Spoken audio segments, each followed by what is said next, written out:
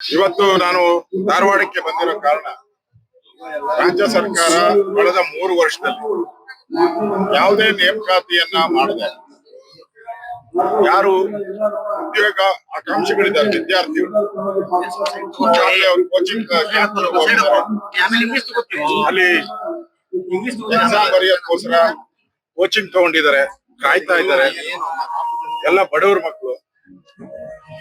ಕಳೆದ 3 ವರ್ಷದಿಂದ ಇವರ ಯೋಗ್ಯತೆಗೆ ಸಿದ್ದರಾಮಯ್ಯನವರ ಕಾಂಗ್ರೆಸ್ ಸರ್ಕಾರದ ಯೋಗ್ಯತೆ ಒಬ್ಬರನ್ನ ಅಪಾಯಿಂಟ್ಮೆಂಟ್ ಮಾಡಿಲ್ಲ. ಇಷ್ಟೊತ್ತಿಗೆ ಖಾಲಿ ಇರುವಂತದ್ದು 2.5 ಲಕ್ಷ 2,84,000 ಖಾಲಿ ಇರೋದು. ಫೈನಾನ್ಸ್ ಡಿಪಾರ್ಟ್ಮೆಂಟ್ ಅವರು 65,000ಕ್ಕೆ ಕ್ಲಿಯರೆನ್ಸ್ ಕೊಟ್ಟಿದ್ದಾರೆ. ಕೊಟ್ಟು 6 ತಿಂಗಳಾಯ್ತು.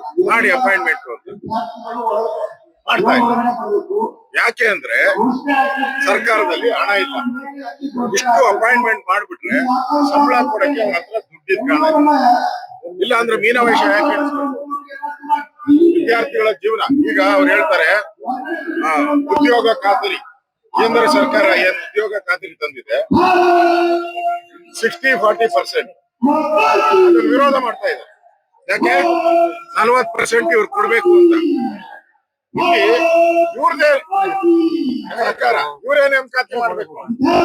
ಕೇಂದ್ರ ಸರ್ಕಾರದ ಅನುಮತಿ ಏನ್ ಬೇಕಿಲ್ಲ. ಇಲ್ಲಿ ಉದ್ಯೋಗ ಕೊಡಲ್ಲ, ಅಲ್ಲಿ ಮಾತ್ರ ಡೆಲ್ಲಿಯಲ್ಲಿ ಉದ್ಯೋಗ ಖಾತ್ರಿ ಯೋಜನೆಗೆ ರಾಷ್ಟ್ರವ್ಯಾಪಿ ವಿರೋಧ ಮಾಡ್ತಾರೆ. ಹೇಳ್ತಾ ಇರೋದು ಎಡಬಿಡಂಗಿ ಕಾಂಗ್ರೆಸ್ ಅವರು ಇವತ್ತು ಇಷ್ಟೊಂದ್ ಜನ ರೊಚ್ಚಿಗೆದ್ದಿದ್ದಾರೆ. ಪರ್ಮಿಷನ್ ಕೊಡ್ತಾ ಇಲ್ಲ.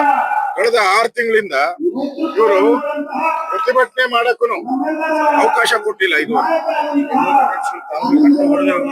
ತಾಳ್ಮೆ ಕಟ್ಟಿ ಹೊಡೆದೋಗಿದೆ. ಹೌದು, ವಿದ್ಯಾರ್ಥಿಗಳಲ್ಲ, ಅವ್ರ ಜೀವನ ಭವಿಷ್ಯ ಅಲ್ಲ ಇದು. ಇವತ್ತು ಸರ್ಕಾರ ಹೇಳ್ಬೇಕು, ಒಂದು ಶ್ವೇತಪತ್ರ ಹೊರಡಿಸಿ ಸರ್ಕಾರದ ಖಜಾನೆ ಇಲ್ಲ ದುಡ್ಡು ಬಂದ ಮೇಲೆ ನಾವು ಮಾಡ್ತೀರಿ ಅದಾದ್ರೂ ಹೇಳಿ. ನಿಮ್ ಯೋಗ್ಯತೆ ಗೊತ್ತಾಗ್ತಾ ಜನಕ್ಕೆ, ನೀವ್ ಹೇಳ್ತಾನೂ ಇಲ್ಲ. ಮಾಡ್ತೀರಿ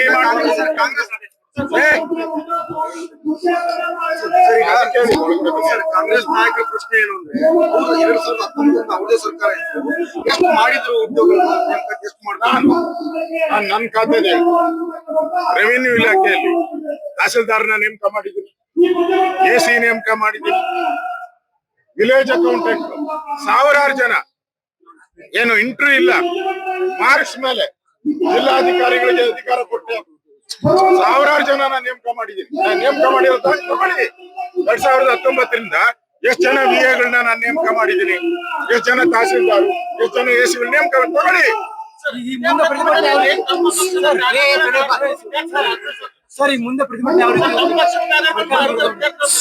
ಸರ್ಕಾರದ ವಿರುದ್ಧ ಮತ್ತೆ ಪ್ರತಿಭಟನೆ ಯಾವ ರೀತಿ? ನಾವು ಸರ್ಕಾರಕ್ಕೆ ಹೇಳುವಂತದ್ದು ಕೂಡಲೇ ನೇಮಕಾತಿ ಶುರು ಮಾಡಿ. ಈಗೇನ್ ಫೈನಾನ್ಸ್ ಅವರು 65,000 ಕೊಟ್ಟಿದ್ದಾರೆ, ಶುರು ಮಾಡಿ. ಶುರು ಮಾಡಕ್ಕೆ ಏನ್ ಪ್ರಾಬ್ಲಮ್? ಉಳಿದಂತ ನೇಮಕಾತಿನ ಮಾಡಿ. ಏನ್ ಹೇಳ್ತಾ ಇದ್ರು ಮುಖ್ಯಮಂತ್ರಿ? ಹಂತವಾಗಿ ಅಂತ. ಹಂತ ಅಂದ್ರೆ ಏನು?